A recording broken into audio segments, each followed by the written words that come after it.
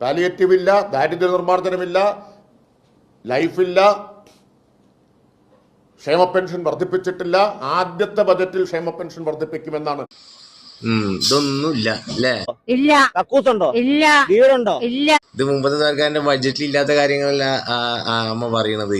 ആ ഭരണത്തിൽ കിട്ടാതിരുന്ന സാധനങ്ങളാണ് പറയണത്. പക്ഷേ വിസ്മയത്തിനും തള്ളിനും മാത്രം ഒരു കുറവില്ല.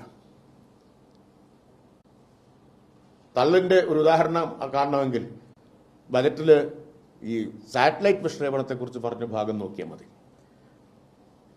കേരളത്തിൽ നിന്ന് സാറ്റലൈറ്റുകൾ നിർമ്മിച്ച് വിക്ഷേപിക്കും. അതിനുവേണ്ടി എത്ര നീക്കി വെച്ചിട്ടുള്ളതെന്നറിയാം? 5 കോടി. വിഷുവിൻ്റെ ഈ ആകാശത്തേക്ക് പോകുന്നതുണ്ടല്ലോ, അത് വിടുന്നതാണ് ഉദ്ദേശിച്ചതെന്ന് എനിക്ക് അറിഞ്ഞുകൂടാ.